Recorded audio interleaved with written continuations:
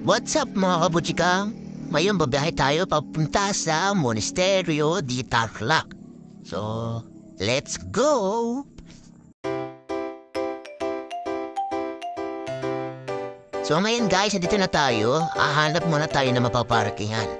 Guys, malaking ari pala ang parkingan dito kaya hindi nyo kailangan mag-worry kung saan kayo mapaparking. So meron silang malaking parkingan dito. So ito nga pala yung unang view natin. So medyo bilis ng kuha ko. Yan. Yung simbahan, pinupuntahan talaga. Kita mo sa sa paba pala, paakit na pala. Puna ko pinuntahan namin yung I Love Monasterio de Tarlac. Doon nga pala yung yung malaki rebulto sa kabila. So mamaya pupunta natin yan. Naglakad-lakad muna tayo dito sa pilit. Medyo mabilis na yung kuha kasi medyo mainit kasi talaga. Ay, di pala medyo mainit pala talaga. Basang-basa na nga ako ng pawis eh. Yan, ito. Bago lang ito ginagawa nila yun. So, siyempre, mas priority yung view kasi siyempre mas gusto ko yung tignan.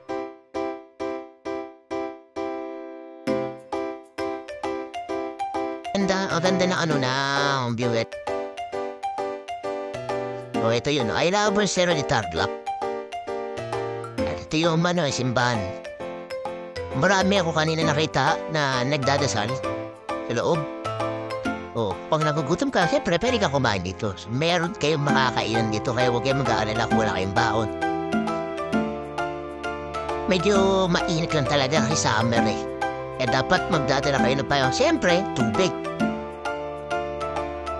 Tayo pupunta doon sa rebulto na malaki. So, yun nga pala yun, si Jesus Christ. So, siya yun talagang pinupuntahan dito, yung malaking rebulto na yan.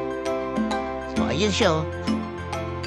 Ba, ang ganda dito, ang ganda sobra.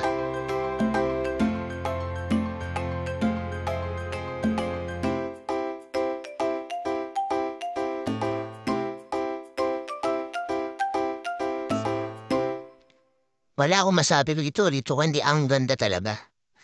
Yan no, mga view. Ang taas kasi nito guys, sobrang taas.